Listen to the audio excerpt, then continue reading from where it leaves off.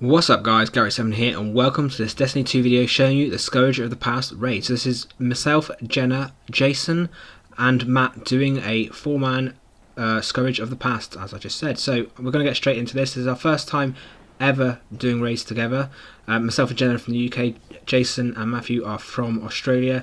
So getting on for times is the only issue, but we're going to get straight into this. So you can see the first part you've got to do is this room here, and you've got to take out these berserkers. So to get those berserkers down, you'll see it when I do it in a minute myself, you've got to hit, one person's got to hit the front while another hits the back. There's a yellow patch comes up on their chest, you take that out, and the shield's down, then you can kill them. And then here is the map. I'm going to bring up something on the screen right now. So here is a diagram or an actual map of the first encounter area.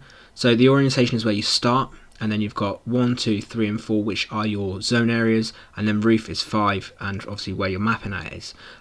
We actually call 1 bunny, we call 3 tree because there's some red trees down there, 2 we call ships because there's 2 ships down on the right hand side, and then 4 we actually call logo because there's the logo on the wall beside it, or left hand side. And you can see on the map there are these red triangles. The red or orange triangle single is a single berserker, you know, that will only drop 1 ball. The one with a dot above its head, which you can see just in the bottom middle, is the one that will drop 2 balls. Now if it drops 2 balls, you'll get one that will go up to 5, and which is on the roof, and then the other one will drop either 1, 2, 3 or 4 light dots above the player's head, and that's where they have to go.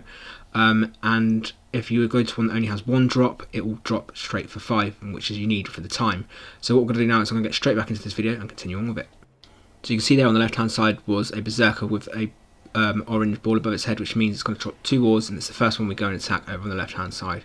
So you'll be able to see me go and attack this one now with Jenna, and Matthew comes as well, and Jason is then reading the map.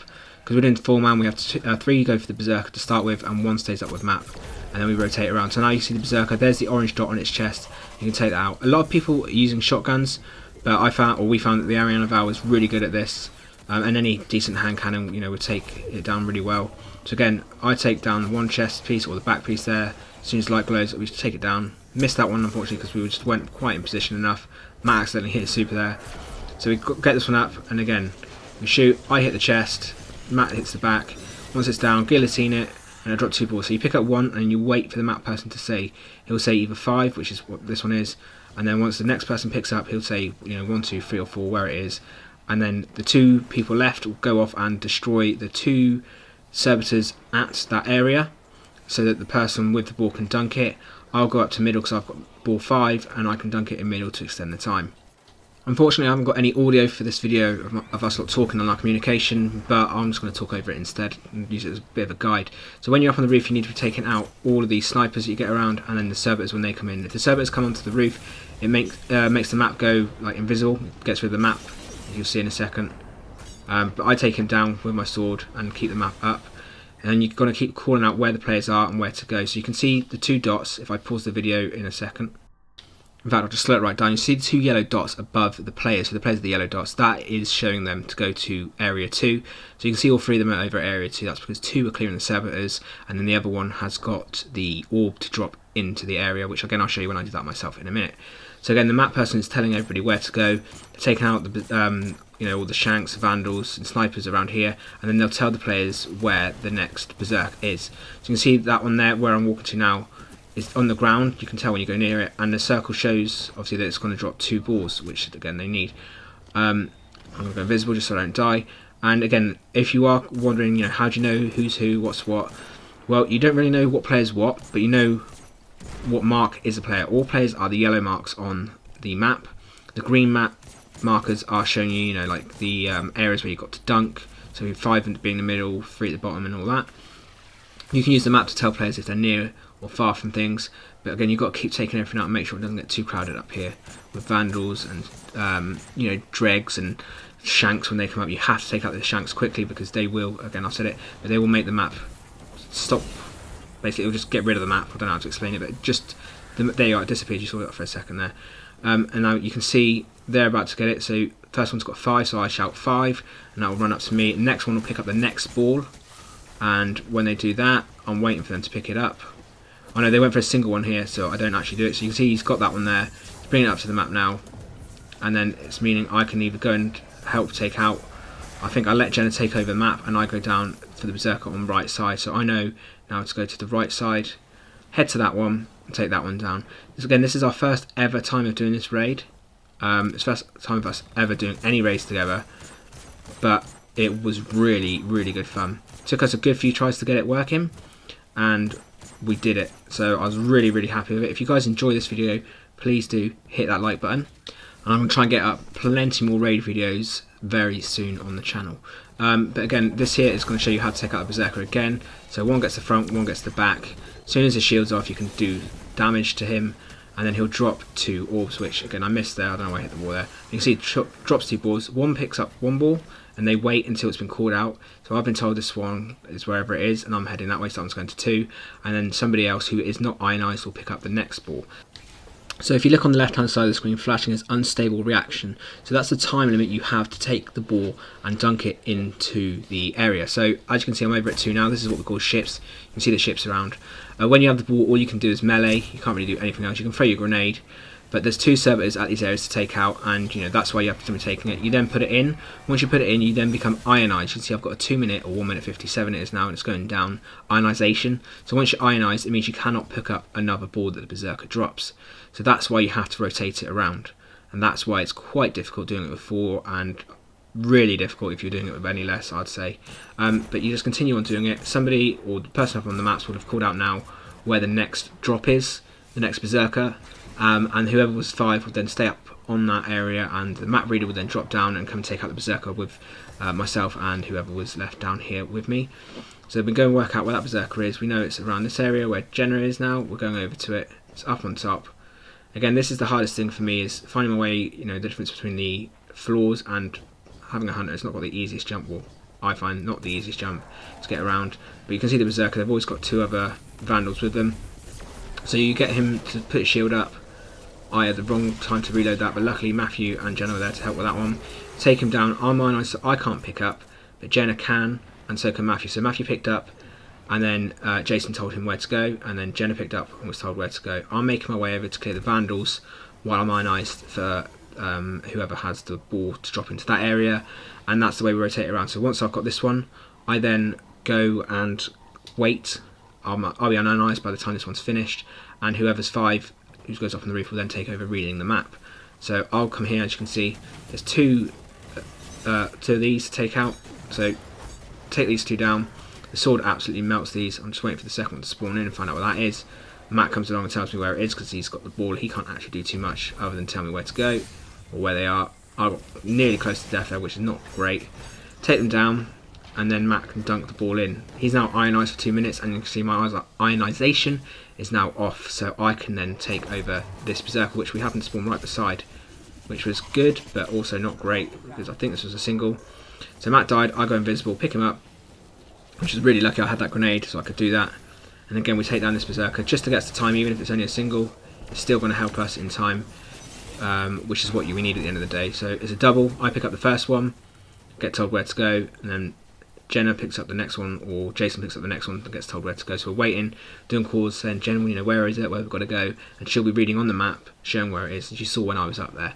So it's really good fun, this raid. A lot of fun as well for us doing it, because it's our first time doing raids together, and yeah, I absolutely loved it. You'll see in a minute we do all the other parts, we get to the boss room, and that's unfortunately where the video will end, but I'll be showing the boss fight in another video. So this here, you can see I've got 30 seconds left, and I'm on my own here waiting for somebody to come and help clear it, and I'm like, geez, we don't have a lot of time. If I die now, if that goes down to 0, I'm dead, and we lose this ball, and we'll have to do another run. Probably won't have time to do it, so yeah.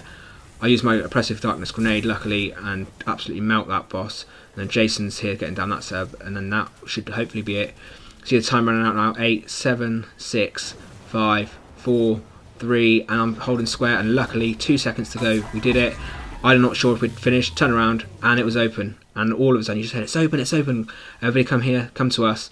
So Jason, me, and then obviously Jenna and Matthew followed and came down to us. We got our first chest, which was the first ever chest on this raid, and we did it. So we did this first part of the mission. You can see Scourge of the Past, the Black Armory Vault. So we're just waiting for everybody to get down here, and then for the next part. So this part is some massive tunnels, and you've basically got to find your way around. So here is a map showing it. If you want to pause it and get a screenshot, feel free to do so. That's your start positions and then the route to take.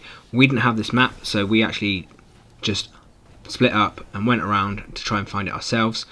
So there are those big tunnels, and then there's a couple of caves which you'll see on the left hand side, which we went into the wrong one there, but you find that one of the caves and it will actually take you to the next area. So I'll just show you this, us moving around and trying to find it.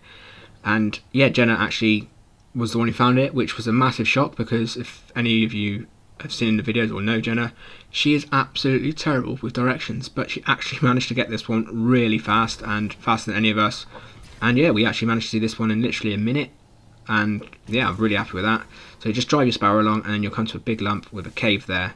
Jump into the cave, and then you've literally done that big area, and you drop down here into the hole. It's not really a big area, but you've done that area. You then drop down into this hole, and then there is a next part. Once you get on your first sparrow to a dead end, then again it spawns the next part, which is you trying to outrun a giant burning servitor while on your sparrows. So on the next part, you'll see me on the sparrow racing through some areas, but to start the encounter off, there are two buttons that need punching simultaneously, so at the same time, which you'll see in a second once we get through this room. I don't know why we didn't get our sparrows out here. I think we were just making sure, taking our time. We didn't want to rush things and get it wrong, but then I thought, nah, I'll get my sparrow out. So go around here quickly up to the end, and then you'll see in a minute where those buttons are on the wall. Hopefully I've got that bit saved still. But the big things to remember when doing this next part is do not boost into each other and do not knock each other around. So again, we'll spawn in here, and you can see on the left hand side there, quickly, I didn't show it, but right behind me, here they are, on the wall there's those two things. You hit those two and that will start the next encounter. So you punch those two simultaneously and it will open up the door to the right hand side, which you then need to race through while on your sparrows. So through this door here, what I'm looking at, a big servitor will come that's on fire, and then you need to go through this one. So we jump onto our sparrow, and two people punch it, and as soon as they punch it, it starts, and you need to move. So the best thing to use is a sparrow with a cooldown or quick cooldown, so you can respawn sparrows quicker. You do not want to be waiting, because if sometimes you will need to respawn, as you'll see in a minute. I'll have to respawn my sparrow a couple of times. But again, when you're doing this with other people, especially if with 6, don't rush like this, like we're doing here. This is not good, because you'll knock each other off. You know, one of you needs to just let off and let the other one go, so that you do not knock each other off and die. So unfortunately, Jason died there, which was unfortunate, and then Jenna died as well, and it's just left to me and Matthew. So you have to complete this to be able to pass this part of the encounter. Hit a dead end here, so you jump over. This is where you need a quick summoning, or not quick summoning, a quick cooldown sparrow, so that you can summon it, you know, more regularly.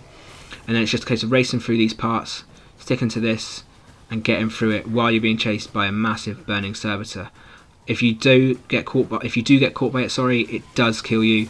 And again, if 2 people are not through at the end, you will wipe and have to start this race part again. So again, it's worth taking your time. You can see the screen starts going orange as it's getting close. Your bum starts twitching, you start getting a bit nervous. But you just need to keep your cool and just take your time and get there. So we called out here, Matt got through, he said I'm going left. So I went through and hit right. And then you have to hit this button at the same time as each other. So melee punch, and it'll close the door on the servitor. And that is that encounter finished, which was really cool. And again, that took us a fair few times, even though we probably could have done it on our first or second try. We were just panicking a bit. So next up, after teabagging these guys, is the jump puzzle. So in the next room, you'll come up to loads of pillars, but on them you'll find a pretty easy jump puzzle. Just jump up onto these boxes. Once you're on the first box, jump to the box or the pillar to the right onto the next box. Again, around this one to the pillar onto the left in front of that one, and then directly to your right is the next pillar. Jump onto that, then up onto the final platform across here, being sure not to over jump like I only did, and then onto this little bit, and you're pretty much done this room. You go into this little cave and take every left hand turning. So follow this cave around. Feel free as well if you want to follow my route, slow down the video, whatever you need to, but it's just every left hand turning. Jump up where you need to, take the pathway to the left, and that is pretty much it. It's pretty straightforward, pretty easy, this part. And the jump puzzle, or the jump part in that room, is super easy. There's no time limit, so take your time. Warlocks, hunters and titans can do that absolutely fine.